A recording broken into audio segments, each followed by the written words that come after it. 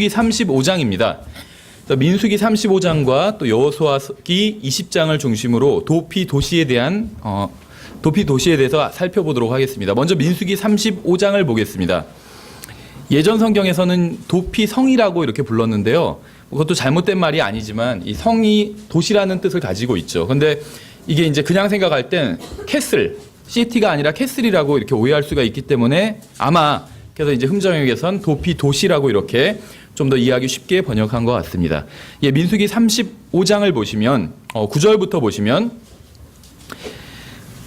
민수기 35장 9절부터 주께서 모세에게 말씀하여 이르시되 이스라엘 자손에게 말하고 그들에게 이르라 너희가 요르단을 건너 가나안 땅에 들어가거든 너희를 위해 도시들을 도피 도시로 지정하여 알지 못하고 사람을 죽이는 자가 거기로 도피하게 할지니라. 도피 도시에 대한 말씀은 의도를 가지고 누군가를 죽인 살인에 대한 말씀이 아닙니다. 이것은 실수로 사람을 죽인 것, 즉 과실치사에 대한 말씀입니다. 살인과 과실치사의 가장 큰 차이점은 죽이려는 의도가 있느냐 없느냐에 달려 있습니다. 도피 도시에 대한 말씀은 다른 사람을 죽일 의도가 전혀 없이 실수로 사람을 죽였을 때에 관한 말씀입니다. 성경에서는 살인과 실수로 사람을 죽인 것, 과실치사를 구분하고 있고 또 그 성경의 영향을 받은 우리 법체계에서도 이것을 구분하고 있습니다. 계속해서 다음 절 12절을 보시면 너희를 위해 그 도시들이 복수하는 자로부터 도피하게 하는 도피 도시가 될지니 이것은 사람을 죽인 자가 회중 앞에 서서 재판을 받을 때까지 죽지 아니하게 하려 함이니라. 너희는 너희가 줄 이 도시들 중에서 6도시를 도피 도시로 만들되 세 도시는 요르단 이편에서 주고 세 도시는 가나안 땅에서 주어 도피 도시가 되게 할지니라. 이 6도시는 이스라엘 자손과 타국인과 그들 가운데 머무는 자를 위한 도피처가 되리니 이것은 알지 못하고 사람을 쳐서 죽이는 자가 다 거기로 도피하게 하려 함이니라.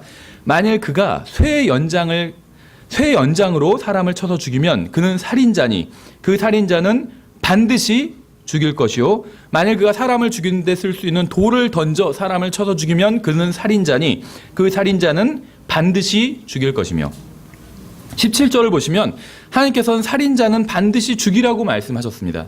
살인에 대한 성경적 입장은 굉장히 단호하고 분명합니다. 이것보다 더 명백할 수 없습니다. 성경에는 살인자는 반드시 죽여야 한다고 기록하고 있습니다. 그런데도 성직자라는 사람들이 사형제도의 존폐에 대해 열띤 토론을 합니다. 심지어 성경을 믿는다고 하는 사람들까지도 사형제도가 폐지되어야 한다고 주장을 합니다. 혹시 여러분 중에도 이 문제에 대해 결론을 내리지 못한 분이 있을지 모르니까 제가 사형제도에 대한 하나님의 생각이 담긴 부분을 다시 읽어드릴게요. 본문에 나와 있어요.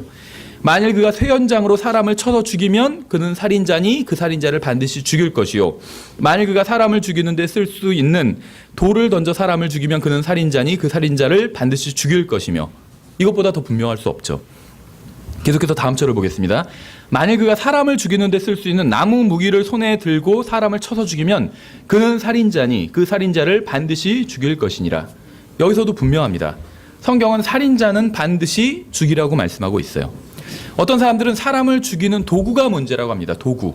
즉 사람을 죽이는 도구인 총기는 비성경적인 것이기 때문에 총기 사용을 규제해야 된다고 이렇게 주장하는 사람들이 있어요. 미국에서.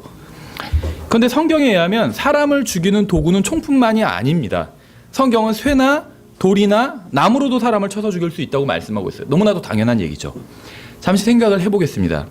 사람들은 총과 같은 무기가 문제라고 합니다. 총과 같은 무기가 없으면 살인이 일어나지 않을 거라고 생각하는 사람들도 있어요. 하지만 지난 수천 년간 사람들은 쇠나 돌이나 나무로 만든 무기로 맞아 죽었어요. 실제로 총에 맞아 죽은 사람보다 칼에 맞아 죽은 사람이 훨씬 더 많이 있습니다. 총을 발명하기 수천 년 전에도 여전히 살인사건이 일어났었어요. 문제는 총이나 칼이나 야구방망이나 핵폭탄이 문제가 아닙니다. 살인은 인간의 마음 속에서 시작돼요. 따라서 문제는 인간의 마음에 있습니다. 문제는 살인자들이 사용하는 무기가 아니라 살인자들의 마음이라는 것이에요. 규제를 해야 할 것은 총기가 아니라 인간의 마음이라는 것입니다. 원인이 제거되지 않으면 아무리 법을 바꾸고 규제를 한다 해도 살인사건은 일어날 거예요. 그렇죠. 계속해서 다음 절을 보겠습니다. 피를 복수하는 자가 그 살인자를 직접 죽일지니 그가 그를 만나거든 그를 죽일지니라. 이것은 굉장히 주목해 볼 만한 구절입니다. 성경은 살인자의 생사에 대한 결정을 판사나 배심원이 하지 말고 피해자의 가족, 피를 복수하는 자, 피해자의 가장 가까운 친족이 해야 한다고 말씀하고 있어요. 계속해서 다음 절을 보겠습니다. 20절에 그러나 만일 그가 미워하는 까닭에 그를 밀쳐 죽이거나 숨어있다가 무엇을 던져 죽이거나 적개심으로 인하여 손으로 쳐서 죽이면 그를 친 자를 반드시 죽일지니 그는 살인자니라. 그러니까 의도가 있었다면 살인이라는 것이죠. 피를 복수하는 자가 그 살인자를 만나거든 그를 죽일 것이니라. 이제 매우 의미심장한 부분이 나옵니다. 성경은 쇠나 나무나 돌로 사람을 죽일 때만 살인이라고 하지 않고 손으로 쳐서 죽여도 살인이라고 말씀하고 있어요. 총으로 사람을 죽일 수 있는 것처럼 주먹으로도 사람을 죽일 수 있습니다. 실제로 많은 살인 사건들이 손에 의해서 일어나요. 목을 졸라서 죽인다든지 주먹으로 쳐서 죽인다든지. 총으로 사람을 죽일 수 있기 때문에 총기를 규제해야 한다면 손으로 사람을 쳐서 죽일 수도 있기 때문에 손도 규제해야 돼요. 그렇지 않나요? 그렇다면 발로 차서 사람을 죽일 수도 있기 때문에 발도 규제해야 됩니다. 박치기로 사람을 죽일 수도 있어요. 그래서 머리도 규제해야 돼요. 문제의 본질은 사람을 죽이는 무기에 있지 않습니다. 이건 부차적인 것이에요. 하나님의 말씀에는 총기 규제 같은 것은 나오지 않아요. 계속해서 다음 절을 보겠습니다. 22절에 그러나 그가 적개심을 품지 않고 갑자기 사람을 밀치거나 숨어있지 않다가 그에게 무엇을 던지거나 그를 보지 못하고 사람을 죽이는 데 쓸 수 있는 돌을 던져서 그를 죽였으나 그가 그의 원수도 아니오 그를 해치려 하지도 아니하였으면 고의가 없으면 회중이 사람을 죽인 자와 피를 복수하는 자 사이에서 이 판단의 법도에 따라 재판하여.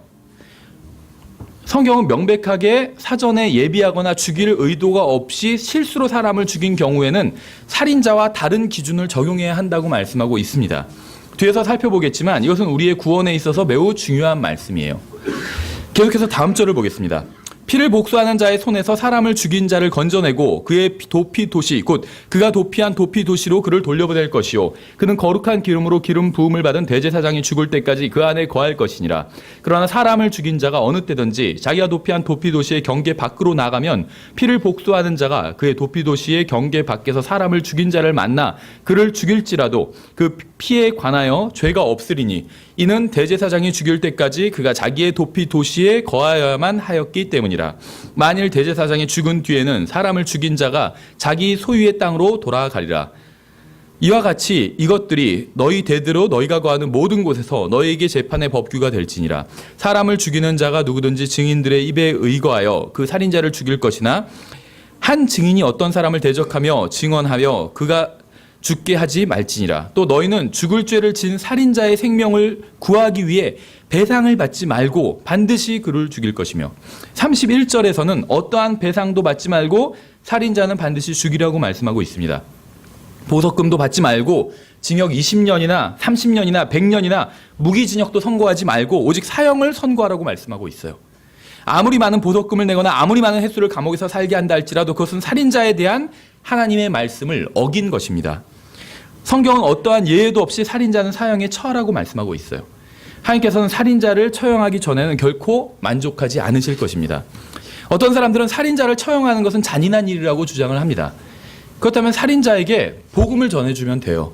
어떻게 하면 구원받을 수 있는지 알려주면 됩니다. 어떻게 하면 구원받고 영원한 생명을 받고 예수님과 영원히 살 수 있는지 알려주면 됩니다. 이것이 바로 살인자에게 가장 큰 은혜를 베푸는 유일한 성경적 방법이에요. 계속해서 다음 절을 보겠습니다. 32절에 또 그 제사장이 죽기 전에는 자기 도피 도시로 도피한 자를 위해 배상을 받음으로 그가 돌아가 그 땅에 거하지 못하게 할지니라. 이와 같이 너희는 너희가 거하는 땅을 더럽히지 말지니라. 피는 땅을 더럽히나니 피가 흘려진 땅은 그 피를 흘리게 한 자의 피로 말미암지 않고서는 그 피로부터 깨끗하게 될 수 없느니라. 그러므로 너희가 거주할 땅 곧 내가 거하는 땅을 더럽히지 말라. 나는 나 주는 이스라엘 자손 가운데 거하느니라. 하나님의 말씀에 의하면 살인자를 사형시키지 않고는 땅을 깨끗하게 할 수 있는 방법이 없습니다. 성경에 의하면 살인자에 대한 사형을 집행하지 않고는 우리나라가 깨끗해질 수 있는 방법이 전혀 없어요. 이것은 제가 지어낸 이야기가 아니라 성경에 기록된 하나님의 말씀입니다. 이 말씀에 의하면 우리나라뿐만 아니라 전 세계 모든 국가들이 얼마나 더러워졌는지 알 수가 있겠죠. 하나님의 관점으로 봤을 때. 이제 여호수아 20장을 보도록 하겠습니다. 여호수아 20장. 여기 말고도 또 신명기에도 도피 도시에 대한 말씀이 나오는데 이제 거기서 나오는 말씀은 좀 겹치는 부분이 있기 때문에 저희가 여기서는 생략하고 여호수아 20장만 확인해 보도록 하겠습니다. 여기서도 도피 도시에 대해서 말씀하고 있는데 이제 좀 더 다른 정보들을 담고 있습니다. 여호수아 20장 1절부터 9절까지 길지만 쭉 읽어보도록 하겠습니다. 또 주께서 여호수아에게 말씀하여 이르시되 이스라엘 자손에게 말하여 이르라 내가 모세의 손으로 너희에게 말한 도피 도시들을 너희를 위해 지정하여 알지 못하고 자기도 모르게 사람을 죽이는 자가 거기로 도망하게 하라. 그 도피 도시들은 피의 원수를 갚는 자로부터 너희를 지켜줄 피난처니라. 그 도시들 중에 하나로 도망하는 자는 그 도시의 문 어귀에 서서 그 도시 장로들의 귀에 자기 사정을 밝히 말할 것이요 그들은 도시 안으로 자기들에게로 그를 받아들이고 그에게 처소를 주어 그가 자기들 가운데 거하게 하고 피의 원수를 갚는 자가 그를 추격한다 할지라도 사람을 죽인 자를 그의 손에 넘겨주지 말지니 이는 그가 전에 자기 이웃을 미워하지 아니하였다가 자기도 모르게 자기 이웃을 쳤기 때문이라. 사람을 죽인 자는 회중 앞에 서서 재판을 받을 때까지 또 그 당시에 대제사장이 죽을 때까지 그 도시에 거하다가 그 뒤에 자기의 도시 곧 자기가 도망하여 나온 그 도시에 있는 자기 집으로 돌아갈지니라. 그들이 납달리 산의 갈릴리의 게데스와 에브라임 산의 세겜과 유다 산의 기랏 아르바 곧 헤브론을 지정하고 또 요르단 저편 곧 동쪽으로 여리고 옆에는 르우벤 지파에서 평야 위 광야의 베셀과 갓 지파에서 길르앗의 라못과 므낫세 지파에서 바산의 골란을 지정하였더라. 이것들은 이스라엘의 모든 자손과 그들 가운데 머무는 타국인을 위하여 지정한 도시들이었으니 이것은 누구든지 알지 못하고 어떤 사람을 죽이는 경우 거기로 도망하여 회중 앞에 설 때까지 피의 원수를 갚는 자의 손에 죽지 아니하게 하려 함이었더라. 성경은 제가 의도적으로 사람을 죽이지 않은 경우에는 도피 도시로 도망가서 살 수 있다고 말씀하고 있습니다. 제가 도피 도시 안에 거하는 한 저는 실수로 사람을 죽인 데 대한 책임을 지지 않고 죽임을 당하지 않을 수 있다는 것입니다. 제가 도피 도시 안에 거하는 한 제가 실수로 죽인 사람의 가족으로부터 피해 보복을 당하지 않을 수 있다는 거예요. 저는 피해 보복자인 피해자의 가족으로부터 어떤 보복이나 심판도 받지 않게 된다는 겁니다. 세 번째 보시면 도피 도시와 관련해서 우리는 몇 가지 영적 교훈을 얻을 수 있습니다. 이러한 영적 교훈들은 신약의 그리스도인들에게도 적용할 수 있어요. 우리는 모두 하나님의 아들이신 예수 그리스도의 죽음에 대한 책임을 지고 있습니다. 예수 그리스도의 죽음에 대한 책임이 모든 사람들에게, 여러분과 저를 포함한 모든 사람들에게 있다는 것입니다. 여러분이 구원은 받았다면 제 얘기에 동의할 것이고 아직 구원받지 못했다면 제가 무슨 말을 하는지 이해하지 못할 것입니다. 여러분이 알건 모르건 의도했건 의도하지 않았건 상관없이 여러분은 하나님의 아들이신 예수 그리스도를 죽였어요.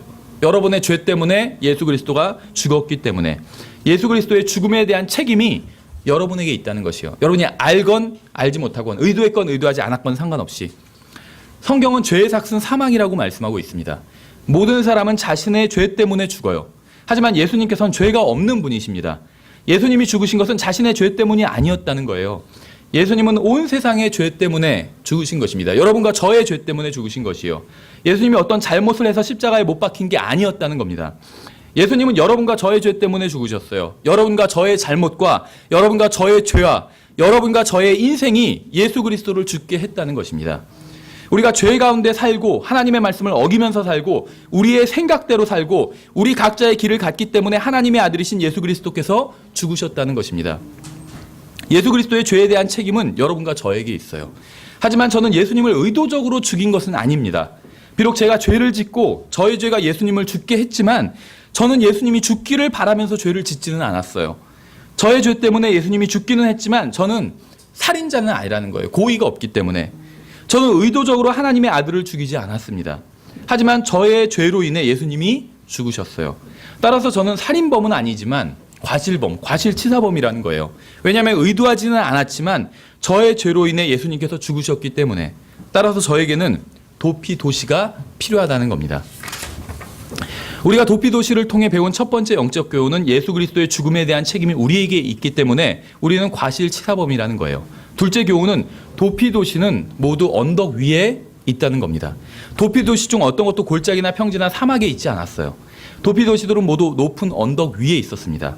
높은 언덕 위에 있는 도시는 어디서나 볼 수 있어요. 높은 언덕 위에 도피 도시를 만들라고 하신 이유는 자명합니다. 도피 도시를 만들어 놓고 그것을 아무도 모르게 숨겨놓지 말라는 거예요. 모든 사람이 볼 수 있는 곳에 도피 도시를 만들라는 겁니다. 예수 그리스도께서는 갈보리 산으로 올라가셨어요. 예수님께서는 골짜기나 사막이나 동굴에서 십자가에 못 박혀 죽지 않으셨습니다. 예수님께서는 갈보리 산 위, 골고다 언덕 위에서 십자가에 못 박혀 죽으셨습니다.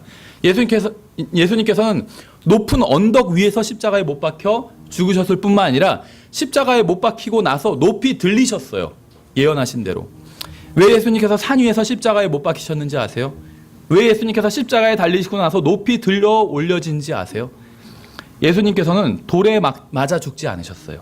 스데반은 돌에 맞아 죽었죠. 그 당시엔 돌에 맞아 죽는 게 흔한 일이었어요. 하지만 예수님은 돌에 맞아 죽지 않으셨습니다. 총에 맞아 죽지도 않으셨어요. 당시에는 칼로 목을 베는 게 가장 일반적인 처형 방법이었지만 예수님께서는 칼에 맞아 죽지도 않으셨습니다. 왜 예수님께서 십자가에 못 박혀서 높이 들린 채 돌아가신지 아세요? 예수님께서 높이 도시이기 때문입니다. 예수님의 죽음에 대한 책임이 있는 모든 사람들이 바라보고 달려가 피할 수 있는 도피 도시이기 때문에 높은 언덕 위에 세워진 십자가 위에서 죽으신 거예요. 예수님은 평지가 아닌 갈보리 산 위에서 죽으셨습니다. 따라서 여러분이 어디에 있건 상관없이 예수님을 볼 수 있고 그 밑으로 달려와 피할 수 있습니다. 하나님께서는 6개의 도피 도시를 예비해 주셨어요. 6개의 천막이 아니라 6개의 도시입니다. 6개의 집이 아니라 6개의 도시예요. 6개의 방이나 마을이나 정류장이 아니라 6개의 도시입니다. 하나님께서 왜 6개의 천막이나 집이나 정류장이나 마을이 아닌 6개의 도피 도시를 예비하셨는지 아세요? 도피하는 자들을 위한 충분한 공간을 마련하기 위해서요. 만일 도시가 아닌 도피 천막이었다면 그 천막은 도피하는 사람들로 금방 가득 차게 되었을 거예요. 도피 가옥이나 심지어 도피 마을이 있었어도 마찬가지였을 겁니다. 그래서 하나님께서는 도피하는 자들이 아무리 많아도 충분히 거할 수 있도록 하기 위해서 도피 도시를 만드신 것이에요. 저는 예수 그리스도께서 저의 죄 때문에 저 때문에 죽으셨다는 사실을 몰랐습니다. 하지만 어느 날 성령님께서 하나님의 말씀을 통해 이러한 사실을 저에게 알려주셨어요. 저는 성경을 읽다가 구원받았습니다. 성경을 읽다 보니 예수 그리스도의 죽음이 바로 저 때문이었다는 사실을 깨닫게 되었어요. 성령님의 도움으로. 예수님의 죽음에 대한 책임이 바로 저에게 있다는 사실을 성령님께서 알려주셨습니다. 예수님께서 죽으신 이유가 저 때문이었다는 사실을 알게 된 것이에요. 이것이 무엇을 의미하는지 아세요? 이것은 그분의 가족이 저에게 피해 보복을 하기 위해 저를 쫓고 있다는 것을 의미하는 거예요. 예수님은 하나님의 아들이십니다. 그렇다면 예수님의 가족으로서 저에게 피해 보복을 하기 위해 저를 쫓는 분이 누구신지 아세요? 저의 원수가 누구였는지 아세요? 로마서 5장에도 나와요. 하나님, 전능하신 하나님이 저의 원수였다는 거예요. 이것이 무엇을 의미하는지 아세요? 만일 제가 도피 도시를 발견하지 못하면, 제가 안전지대로 들어가지 않으면 자신의 아들의 죽음에 대한 책임을 저에게 묻기 위해서 전능하신 하나님께서 저를 죽이신다는 거예요. 저는 성경을 읽으면서 도피 도시로 들어가지 않으면 제 자신이 죽은 사람이나 마찬가지라는 사실을 깨달았습니다. 살아있지만 죽은 거나 마찬가지라는 사실을 깨달았어요. 시간 문제라는 사실을 깨달았습니다. 제 자신의 처지에 대해 깨닫고 전능하신 하나님께서 저를 쫓고 계신다는 사실을 깨닫고 나서 제가 눈을 들어서 보니까 갈보리 언덕 위에 주 예수 그리스도께서 저를 위해 십자가에 달려 죽으신 게 보였어요. 저는 그곳으로 달려와서 도피 도시의 문을 두드렸습니다. 그때 예수님께서는 문을 여시고 미안하지만 칼빈이 한 말이 옳았구나.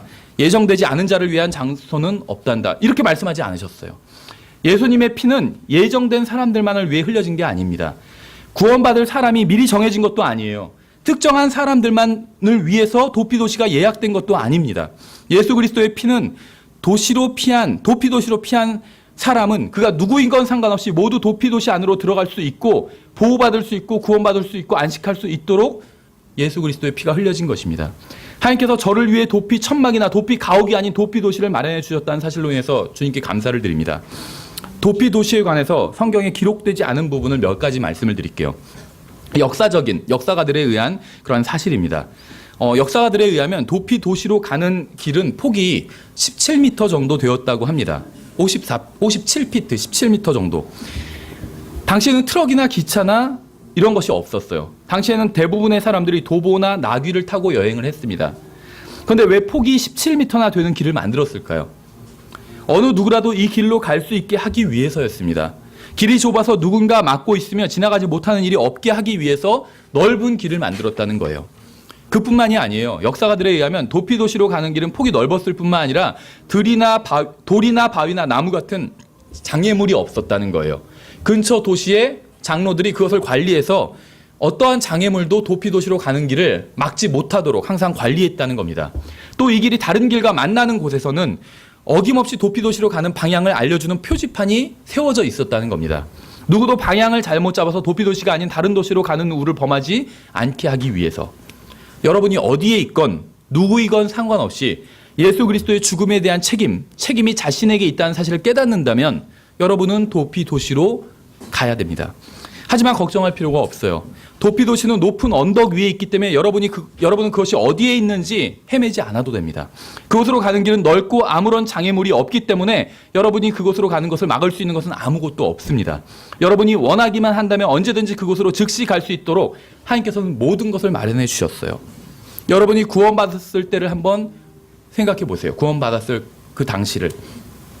성령님께서 여러분의 마음속에서 여러분이 하나님 앞에서 죄인이라는 사실을 알려주셨을 것입니다.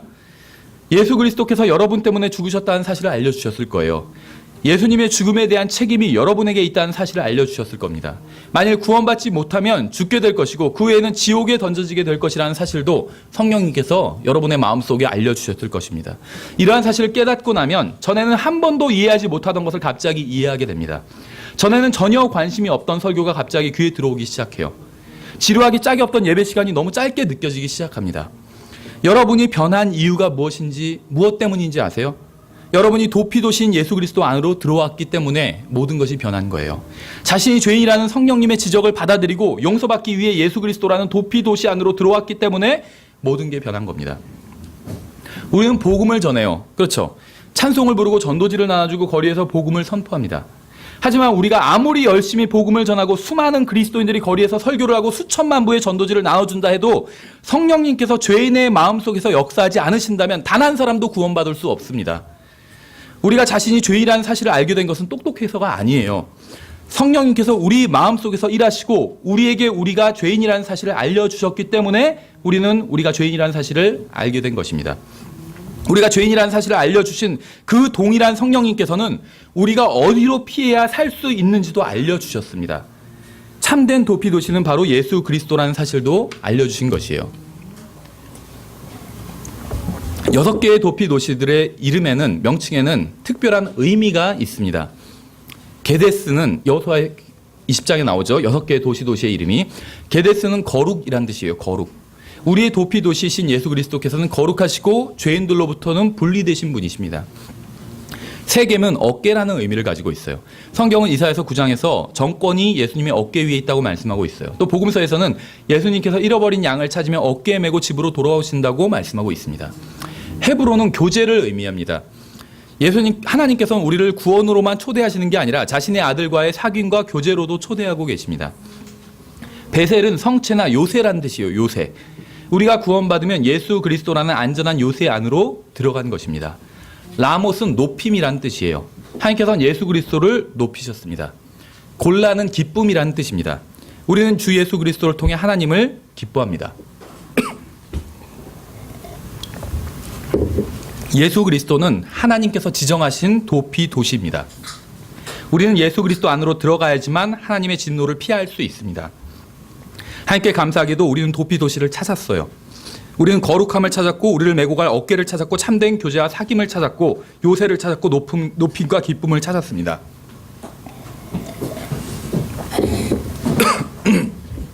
하나님께서 이러한 모든 것을 마련해 주셨어요. 우리는 도피도시들을 스스로 세울 필요가 없습니다. 하나님께서 이미 마련해 주신 도피도시로 들어가면 됩니다. 우리는 스스로 구원자가 될 필요도 없고 그렇게 될 수도 없습니다. 이미 모든 것을 이뤄놓으신 참된 구원자께로 나아가기만 하면 됩니다. 도피도시들은 흙이 있는 땅으로 둘러싸여 있었습니다. 도피하는 자가 그곳에 이르러 흙을 만지는 순간 안전하게 되는 거예요. 도피하는 사람은 도피도시 안으로 들어오기만 하면 되는 겁니다. 도시 안에 있는 집에 거하지 않아도 짐을 풀지 않아도 일단 도피도시 안으로 들어오면 안전합니다. 구원받은 순간에 대해서 논쟁하는 사람들이 있어요. 사람이 정확히 구원받는 순간이 언제냐는 거예요. 영적 기도를 해야만 구원받는 것인지 영적 기도를 하려고만 해도 구원받은 것인지를 놓고 논쟁하는 사람들도 있어요. 어떤 사람은 마음으로 믿는 순간 구원받은 것이라고 하고 다른 사람은 마음으로 믿고 입으로 고백하는 순간 구원받는 것이라고 합니다. 사람이 언제 구원받는지 정확히 알기란 쉽지 않아요.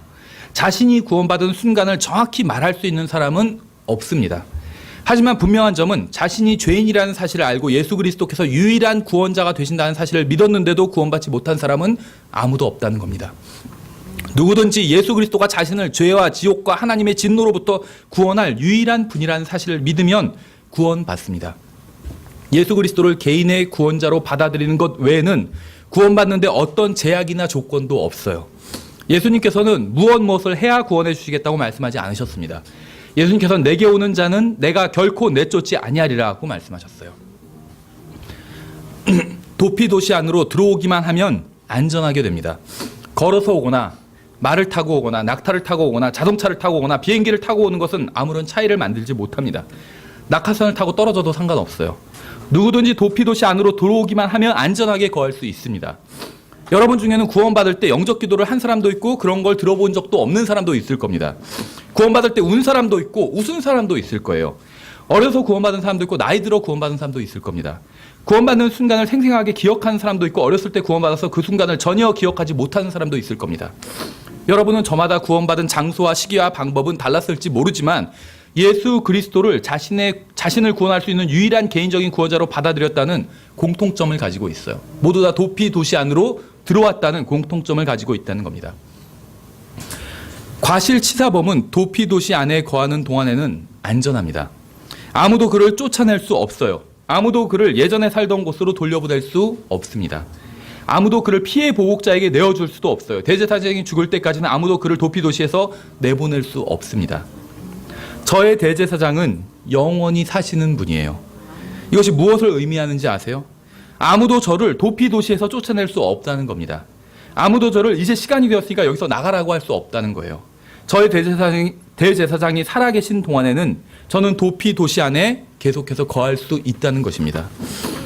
저의 대제사장은 예수 그리스도시고 그분은 다시는 죽지 않으실 것입니다. 그분은 영원히 사시는 분이십니다. 예수 그리스도는 저의 도피 도시이십니다. 예수 그리스도는 도피 도시에서 저를 보호해 주시는 분이세요.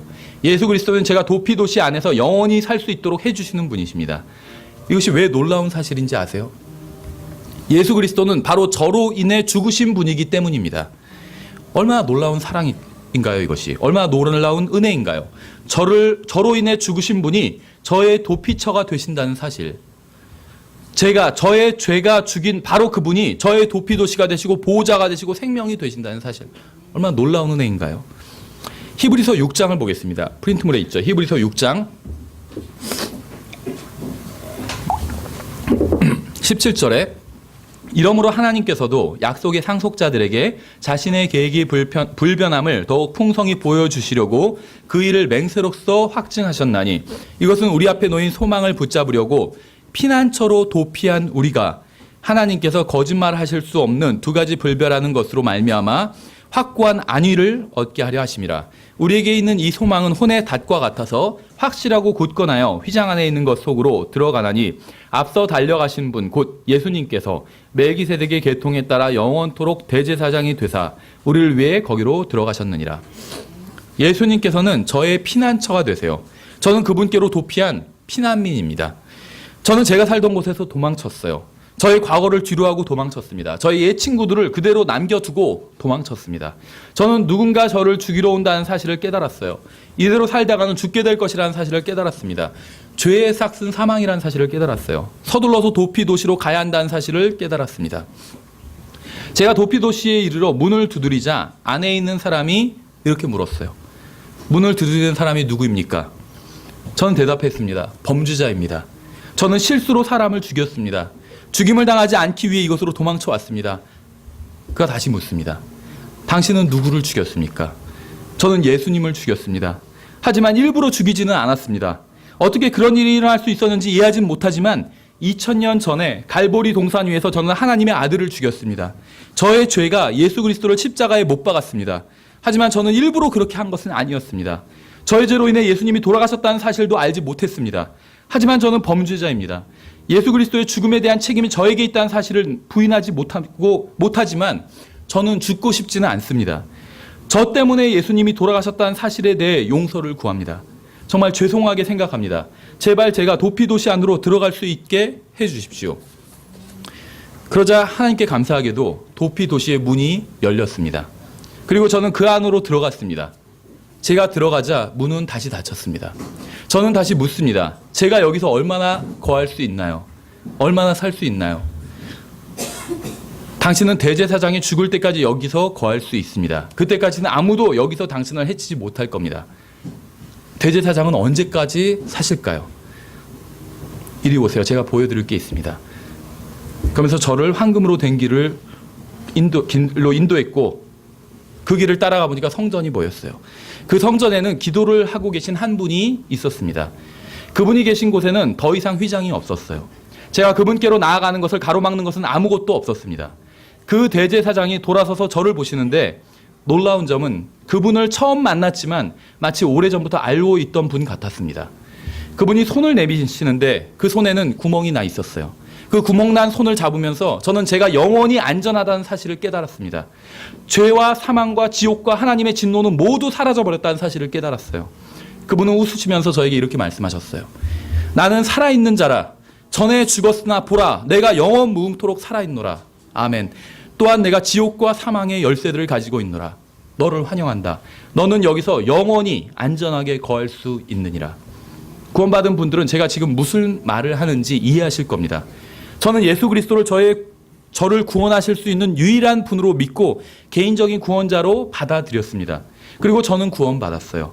저는 참된 도피도시인 예수 그리스도께로 나아갔고 구원받았습니다. 누구든지 예수 그리스도께로 나오면 구원받을 수 있습니다. 예수님을 죽음에 내어주면서 사람들은 이렇게 얘기했어요. 그의 피가 우리와 우리 자손에게 임하리이다.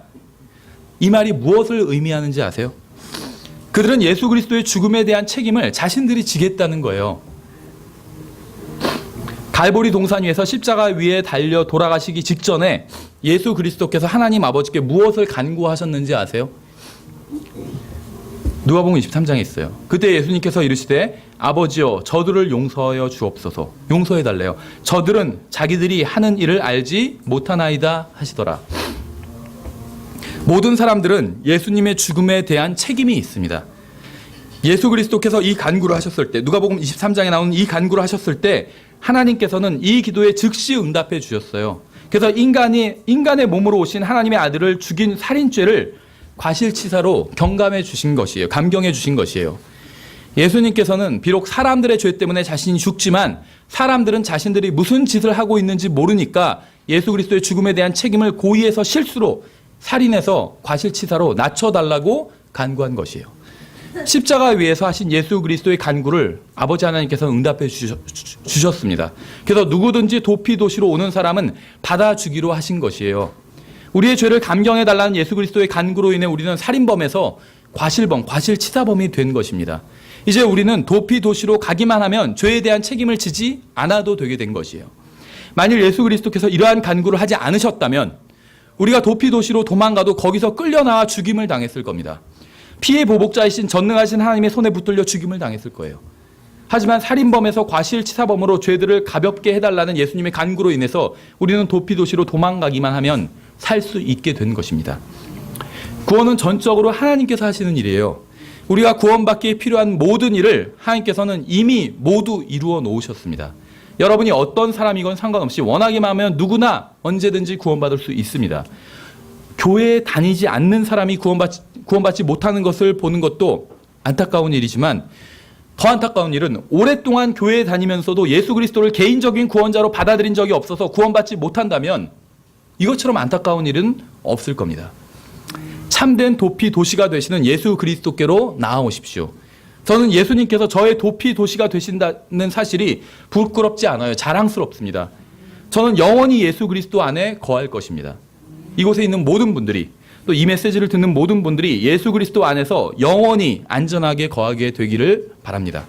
이것으로 이제 성경의 구원 시리즈 저희가 15번을 했는데 이 성경의 구원 시리즈를 마치도록 하겠습니다. 사실 성경의 구원 시리즈로 계속 공부한다면 이건 뭐 한도 끝도 없이 공부할 수가 있어요. 그래서 15번으로 일단 마치고 다음 시간부터 이제 다른 시리즈로 완전히 다른 주제로 공부하도록 하겠습니다.